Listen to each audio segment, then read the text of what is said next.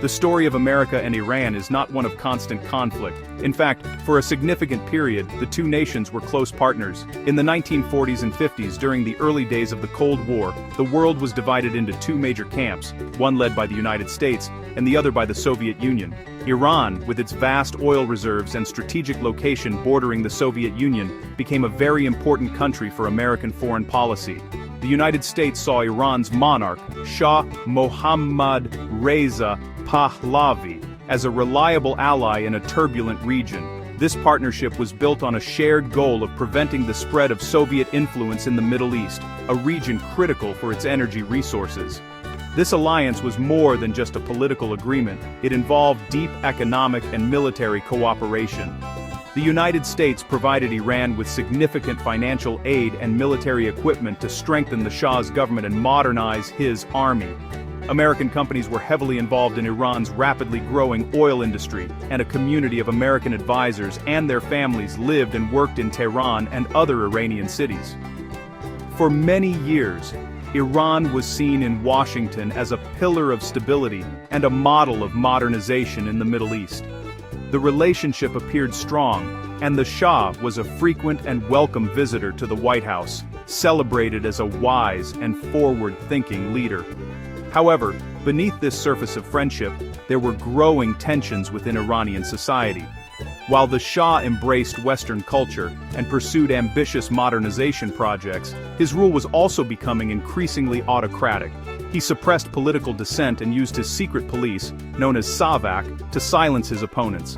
Many Iranians felt that the country's great oil wealth was benefiting foreign powers and a small, connected elite, rather than the general population. This growing discontent would eventually set the stage for a dramatic and violent break in the relationship, but in the early 1950s, the official partnership between Washington and Tehran seemed unshakable and mutually beneficial. The United States viewed its support for the Shah as a practical necessity of Cold War politics. The primary objective was to keep Iran and its oil out of the Soviet sphere of influence. This strategic calculation meant that concerns about the Shah's authoritarian methods were often overlooked in favor of maintaining a stable, anti-communist government in a vital part of the world. From the American perspective, the alliance was a success, securing a key partner and protecting critical economic interests. But for many Iranians, the close ties between the Shah and the United States were a source of resentment, planting seeds of mistrust that would eventually grow into open hostility. The friendly relationship between the United States and Iran was shattered in 1953, an event that remains a deep wound in the memory of many Iranians. The trouble began in 1951 when Iran's democratically elected Prime Minister Mohammad Mossadegh became a national hero. He championed the idea that Iran's oil belonged to the Iranian people, not to foreign companies. He successfully passed a law to nationalize the Anglo-Iranian Oil Company, which was largely British-owned, taking control of the country's most valuable resource. This move was incredibly popular among Iranians, who saw it as a powerful declaration of national independence and a step toward economic freedom. This act of nationalization, however, was seen as a grave threat by Great Britain and increasingly by the United States. Britain, having lost its most profitable foreign asset, imposed a crippling economic blockade on Iran. In Washington, officials grew worried that the political instability could make Iran vulnerable to a communist takeover, a major fear during the Cold War. They also worried about the precedent that Mossadegh's actions set for other nations with valuable resources. The American government, under President Eisenhower, began to see Prime Minister Mossadegh not as a nationalist leader, but as a dangerous radical who was opening the door to Soviet influence in the region. Working in secret, America's Central Intelligence Agency, or CIA, and Britain's MI6 launched a covert operation called Operation Ajax. The goal was simple: to overthrow Prime Minister Mossadegh and restore the full, absolute power of the Shah. The intelligence agencies used propaganda to turn public opinion against Mossadegh, bribed politicians and military officers, and hired street gangs to create chaos and violence in the capital, Tehran. In August 1953, the coup succeeded. Mossadegh was arrested, put on trial, and spent the rest of his life under house arrest. The Shah returned to the throne, no longer a constitutional monarch but an absolute ruler. For the United States and Britain, the coup was a short-term success. The Shah was back in power. A new agreement was reached that allowed American and British companies to once again control Iran's oil, and the supposed threat of communism was averted. But for Iranians, the event was a catastrophe. They saw it as the moment the United States destroyed their fledgling democracy, simply to protect its own economic interests. This single event created a deep and lasting mistrust of the American government. It became the root of the belief, held by many Iranians to this day, that the United States cannot be trusted and will always interfere in their country to serve its own agenda. For the next quarter century, the Shah ruled Iran with an iron fist, backed by unwavering support from the United States. His government grew more oppressive, and the gap between the wealthy elite and the poor majority widened. All the while, resentment against his regime and its powerful American allies simmered beneath the surface. This long-simmering anger finally exploded in 1979 with the Islamic Revolution. Millions of Iranians from all walks of life, students, merchants, workers, and religious conservatives, took to the streets in massive protests demanding an end to the monarchy.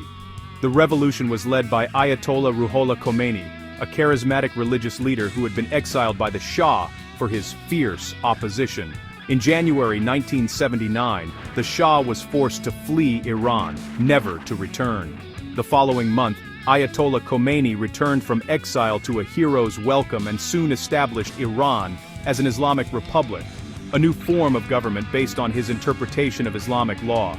The revolution fundamentally transformed Iran, replacing a pro-Western monarchy with a fiercely anti-American theocracy. The United States, which had seen the Shah as its most dependable ally in the region, was caught completely by surprise. It had lost its policeman of the Gulf, and in its place was a revolutionary government that viewed America as the great Satan, an enemy of Islam, and a symbol of imperialist oppression. The relationship between the two countries reached its breaking point on November 4, 1979. A group of radical Iranian students, angry that the United States had allowed the exiled Shah to enter the country for medical treatment, stormed the U.S. Embassy in Tehran. They seized the embassy and took 52 American diplomats and citizens hostage. The students demanded that the United States return the Shah to Iran to stand trial. The American government refused, and the standoff began.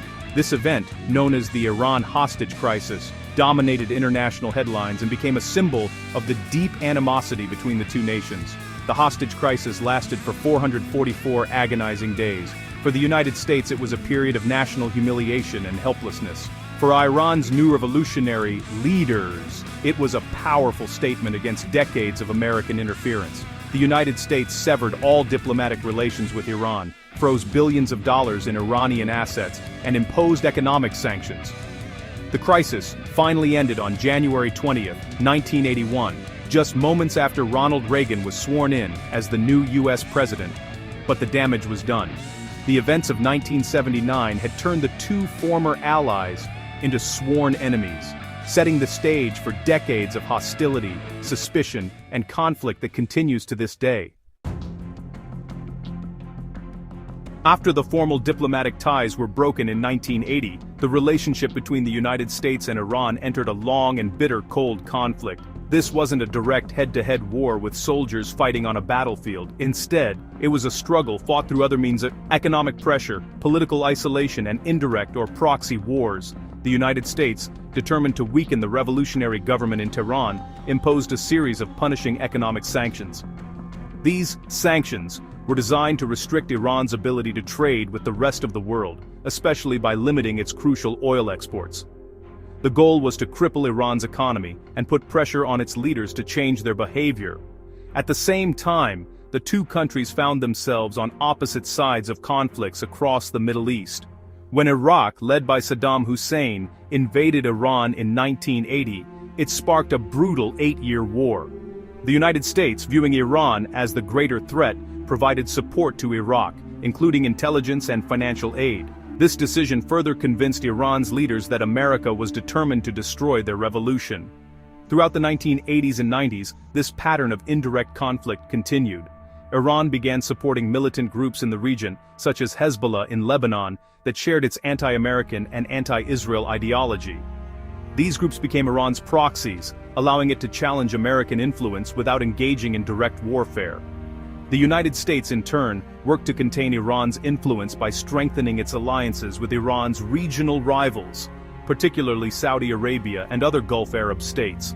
It sold them advanced weaponry and established a significant military presence in the Persian Gulf to protect oil shipping lanes and project power. This created a tense standoff in the region, with Iran and its proxies on one side, and the United States and its Arab allies on the other. Each side saw the other's actions as aggressive and destabilizing. For Washington, Iran was a state sponsor of terrorism, seeking to dominate the region. For Tehran, the US was an imperial power seeking to control the Middle East and its resources. This era cemented the core dynamics of the conflict that persists today. It was a cycle of action and reaction, fueled by deep-seated mistrust. American sanctions hurt the Iranian economy, leading to hardship for ordinary people, and fueling anti-American sentiment. Iran's support for proxy groups led to attacks on American and allied interests, which in turn led to more pressure and sanctions from Washington. For 2 decades, there was no direct dialogue and no path toward reconciliation. The conflict was frozen in a state of permanent hostility, with both sides locked in a struggle for power and influence that shaped the political landscape of the entire Middle East. In the early 2000s, the conflict between the United States and Iran entered a dangerous new phase centered on a single issue: Iran's nuclear program. In 2002, it was revealed that Iran had been secretly building nuclear facilities, including a uranium enrichment plant. Iran insisted that its program was for peaceful purposes only, such as generating electricity. However, the United States and its allies were deeply suspicious. They feared that Iran was using the program as a cover to develop the technology needed to build a nuclear bomb. The possibility of a nuclear-armed Iran was seen as an unacceptable threat to regional stability and to the security of allies like Israel and Saudi Arabia. This discovery triggered a decade of intense international pressure on Iran. The United States, along with the United Nations and the European Union, imposed some of the most severe economic sanctions in history. These measures targeted Iran's oil exports, its banking system, and its access to the global financial market. The sanctions had a devastating impact on the Iranian economy, causing the value of its currency to plummet, inflation to skyrocket, and unemployment to rise. The goal was to force Iran to the negotiating table by making the economic cost of its nuclear program too high to bear. The threat of military action also loomed, with both the US and Israel stating that all options were on the table to prevent a nuclear Iran. After years of tension and standoffs, a diplomatic breakthrough finally occurred. Following the election of the more moderate Iranian president Hassan Rouhani, serious negotiations began between Iran and a group of 6 world powers known as the P5+1, the United States, Britain, France, China, Russia, and Germany. After months of intensive talks, they reached a historic agreement in 2015 called the Joint Comprehensive Plan of Action, or JCPOA.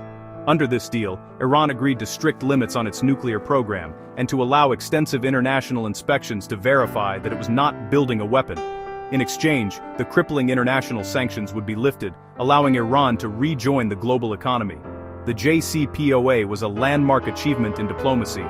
For the first time in decades, it seemed that the long conflict between Iran and the West could be resolved peacefully.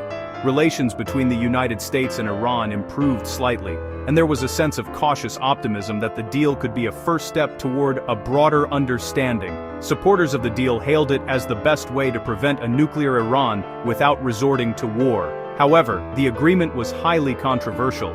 Critics in the United States and allies like Israel argued that the deal was too lenient and did not permanently block Iran's path to a bomb. This opposition would soon lead to the deal's unraveling.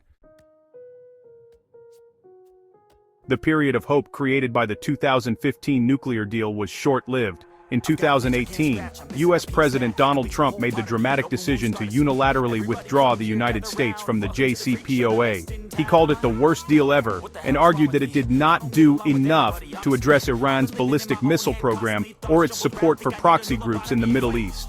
Immediately following the withdrawal, the Trump administration launched a maximum pressure campaign, reimposing all previous sanctions and adding hundreds of new ones. The goal was to force Iran back to the negotiating table to accept a much stricter deal, one that would also curb its regional influence. Iran's economy, which had just begun to recover, was once again sent into a deep crisis. The reimposed sanctions devastated its oil exports and cut it off from the international banking system. In response, Iran's leaders refused to buckle under the pressure. Instead, they began to gradually violate the limits of the JCPOA, increasing their uranium enrichment and stockpiles. They argued that if the United States was not holding up its end of the bargain, they were no longer bound by its restrictions. This tit-for-tat escalation pushed the two countries back toward a path of confrontation, completely erasing the diplomatic progress that had been made. Tensions escalated dangerously in the Persian Gulf.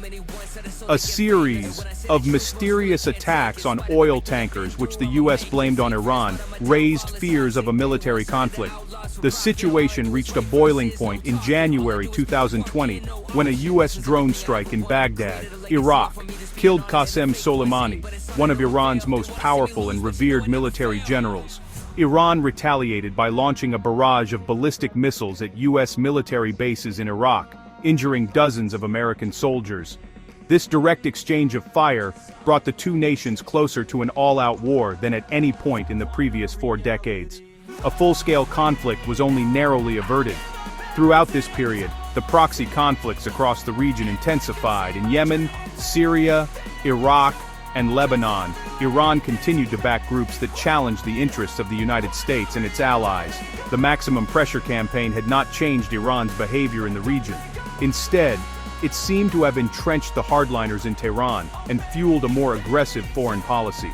By the time the Trump administration left office, the nuclear deal was on life support, the Iranian economy was in ruins, and the Middle East was a tinderbox of heightened military tensions, with both sides engaged in cyber attacks and covert operations against each other. The years following the collapse of the nuclear deal have been marked by a relentless escalation, culminating in the perilous situation we face today in 2026. The proxy wars fought in the shadows have given way to more direct and dangerous confrontations. In early 2026, after years of failed diplomatic efforts to revive the nuclear deal and a series of military skirmishes, the United States launched direct military attacks on targets inside Iran. This move, made without congressional approval, was met with international condemnation and pushed the region to the brink. A fragile ceasefire was hastily put in place, but the underlying issues remained unresolved, setting the stage for the next crisis. That crisis arrived in the Strait of Hormuz, the narrow waterway through which a fifth of the world's oil supply passes. After intensive negotiations in Pakistan broke down, with both sides blaming each other, the U.S. announced a full naval blockade of all Iranian ports. The stated goal is to completely halt Iran's oil exports and force its leaders to capitulate to American demands, which include the complete dismantlement of its nuclear program and an end to its support for regional proxies. Iran has denounced the blockade as an act of piracy and an act of war, with its Revolutionary Guard Corps warning it will deal harshly with any vessel enforcing the blockade. The conflict has never ended for 5 main reasons. First is the profound and deep-seated mistrust. Iran believes America seeks to overthrow its government, a fear rooted in the 1953 coup, while the U.S. sees Iran as a revolutionary threat to regional stability. Second is the unresolved nuclear issue. America and its allies are determined to prevent Iran from ever obtaining a nuclear weapon. Third is the struggle for power in the Middle East, as both nations compete for dominance and influence. Fourth are the fundamental differences in government ideas, the clash between Iran's Islamic Republic and America's model of Western democracy. Finally, there is the critical issue of controlling strategic oil routes, like the Strait of Hormuz. This 70-year saga matters immensely to the entire world. A direct conflict between the United States and Iran would not be contained. It would destabilize the entire Middle East, a region already fractured by war and instability. The current blockade is already having a severe global economic impact, with oil prices surging above $100 a barrel and threatening to trigger a worldwide recession. The standoff disrupts global trade, threatens freedom of navigation, and carries the terrifying risk of a miscalculation that could lead to a catastrophic war. Finding a peaceful resolution to this long and bitter rivalry is not just a challenge for Washington and Tehran, it is a necessity for global peace and security.